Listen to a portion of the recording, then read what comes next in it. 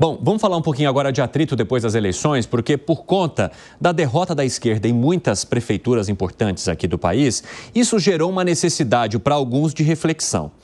E esses alguns fizeram manifestações, reuniões com o presidente da República, a exemplo do ministro Padilha. Aí a presidente do PT, deputada Gleisi Hoffmann, criticou a postura do ministro Alexandre Padilha ao comparar o desempenho do PT nas eleições municipais à zona de rebaixamento de um campeonato de futebol. Nas palavras de Padilha, o PT não saiu do Z4. E a deputada disse que o ministro ofende o partido fazendo graça e que ele deveria focar na articulação política com o Congresso. E aí, ela fez uma postagem, né? Temos de refrescar a memória do ministro Padilha, o que aconteceu conosco desde 2016 e a base de centro e direita do Congresso, que se reproduz nas eleições municipais, que ele bem conhece.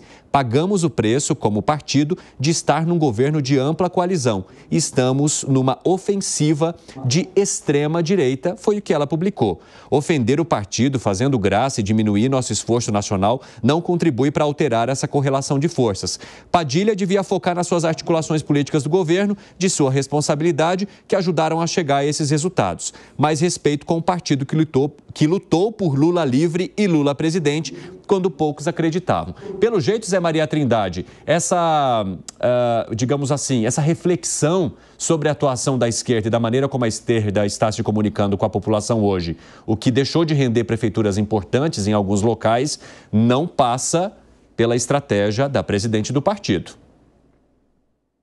Pois é, a história é a seguinte, vamos dizer, essa dificuldade de certos setores do PT em entender de que é preciso abrir o partido, de que é preciso renovar o partido, isso está vindo a público agora. Já existem debates assim internos e o PT usa o que eles chamam ali de consenso progressivo, ou seja, vai fechando setor por setor até o partido tomar uma posição única. É assim que age o PT em votações e em decisões assim. Só que esse diálogo ficou público demais porque o ministro, na frente do Palácio da Alvorada, fez uma avaliação correta, dizendo que o PT está em dificuldade. Veja bem, o Alexandre Padilha é de São Paulo. O desempenho do PT em São Paulo, assim, foi absurdamente ridículo. Foi o pior desempenho de toda a história do PT, perdeu os municípios importantes, zerou a ABC, que é o berço, a origem do Partido dos Trabalhadores, e agora está gerindo pouco mais de 1% do eleitorado de São Paulo, do estado de São Paulo. Ou seja, o PT está sim em dificuldade. Agora, o raciocínio da Gleisi é de que tem a presidência da República. E para chegar à presidência da República, foi preciso fazer acordos, foi preciso fazer alinhamentos não ideológicos. O Republicanos está no governo, o PSD está no governo, União. O PP está no governo, mesmo que em parte, né? Então, é isso que ela diz. Na verdade, resumindo, é o seguinte, é a tal da lavação de roupa suja em público. Numa lavanderia aberta assim no meio da praça pública. Agora, o Fábio Piperno, a presidente do partido tem razão ou ela está com dificuldade em fazer autocrítica? Bom, primeiro que a gente brinca muito com a expressão fogo amigo, por qualquer labareda que surge aí e tal, mas essa não, isso é pegando uma carona nesse rastro aí da temporada de incêndios, olha que coisa, hein? De qualquer forma, isso é para realmente queimar definitivamente reputações aí. Acho que Só faltou cadeirada, né? Só faltou cadeirada, mas não fica dando ideia, não, que já aparece alguma lá. Então, isso tudo ainda porque os dois são da mesma corrente dentro do PT, né? Mas... Sabe que quando eu vi a postagem dela, eu li... Aí eu falei, sabe quando se aproxima o rosto e fala, será que eu estou vendo isso aqui mesmo, né? Que eu estou lendo isso aqui mesmo? É um recado direto, assim, pela rede social. Até me estranhou exatamente por isso, né? Claro. Porque eles vêm dessa mesma geração, desse mesmo grupo. Eu acho que o ministro expôs algo bastante real. Quer dizer, o PT foi bem na eleição para o presidente e não foi o que gostaria que fosse agora. Agora, embora tenha aumentado o número de prefeituras, e, enfim, numericamente ele deu lá os dados estatísticos e tal, mas esse atrito entre os dois, ele expõe mais uma vez o racha que há no PT sobre o que nós entendemos por governabilidade. Dá para a gente ir com um grupo mais puro sangue ou nós precisamos realmente compor com outras forças? está muito claro, inclusive, que a Gleisi tem dificuldade. A Gleisi e outros setores do PT aceitaram, mas tem dificuldades aí, né, para assimilar esse leque de alianças que foi feito, mas que é inevitável, não tem outro jeito. O presidente Lula, e nós citamos aqui há pouco, alguns meses, numa reunião com militantes do PT, falou, bom, elegemos 60 e poucos em 513, como é que eu vou governar só com isso? Não dá. E agora, ela também tem razão quando lembra o fato de que o partido se comportou de forma bastante digna naquele momento de dificuldade quando o presidente esteve lá preso. Só que eu acho que, embora os dois lados tenham argumentos muito sólidos nessa briga, não é o caso também dessa exposição pública desse monte de, enfim, diferença. É o tipo da coisa que se resolve intramuros, né? Ô, Segré, o que essa briga expõe para você? É que o Partido dos Trabalhadores se acostumou tanto a culpar o Bolsonaro de tudo que acontece que perdeu o senso de autocrítica. Eles não conseguem entender que podem ter, com certeza, responsabilidades internas nesse resultado tão pífio nas eleições municipais.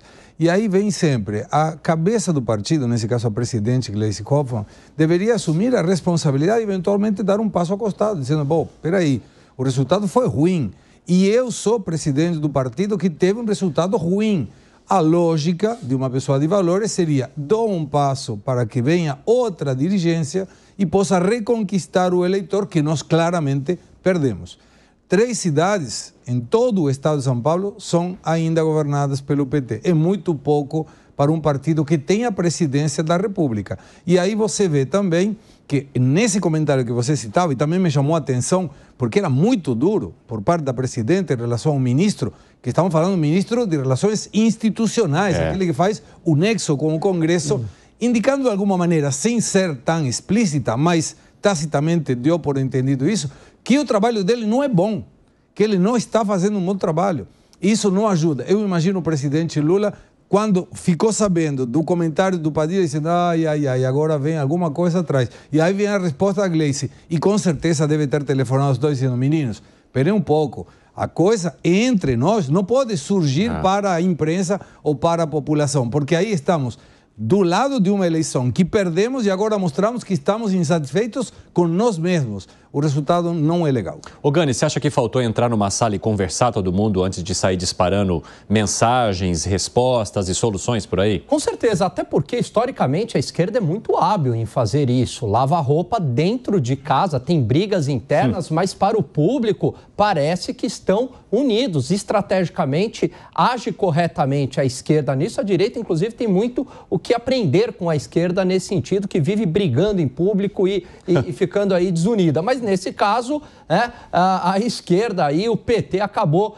brigando em público. O diagnóstico do ministro é correto. Falta a presidente do PT, Gleisi Hoffmann, fazer uma autocrítica e ela adota a pior solução. Ela diz o seguinte: precisamos regular as redes sociais. A direita venceu porque ela vai bem nas redes sociais, então precisa de regulação. Olha a cabeça dessa gente.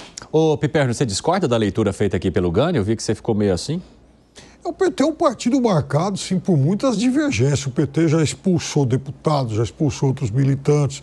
O PSOL nasce de uma costela fraturada do PT, né? O grupo lá da, enfim, Luiz Helena, Babá, o sociólogo Francisco Oliveira, quando, enfim, entra em atrito com a cúpula do PT, acaba criando o PSOL para fazer uma crítica ao PT pela esquerda. Lá atrás, ainda no colégio eleitoral, expulsou aí o Zé Eudes, enfim, aqui de São Paulo, Ailton Soares, a Beth Mendes, todos eles deputados. O PT tem um histórico de muitas brigas. Eu acho que a Gleisi, que também vai deixar, enfim, a presidência agora, repito, ela erra muito no diagnóstico que ela faz. Agora, ela é uma parlamentar e uma militante aguerrida e que também traz aí no seu histórico lutas muito importantes em favor da sigla. Não, Piperno, mas eu concordo contigo. Tem muitas brigas, sim, dentro da esquerda, mas o ponto é que a maneira pela qual essas brigas são expostas. Me parece que a direita é muito mais amadora nisso, né? nas brigas, expõe troca de mensagem, por exemplo, vamos pegar Carla Zambelli e Sérgio Moro, né? Até por causa do uso da rede social. Exatamente, né? E me parece que a esquerda é um pouco mais coesa em abafar o caso internamente, evidentemente há o racha, mas com a direita as brigas são muito maiores internamente, o que é ruim para a própria direita, claro.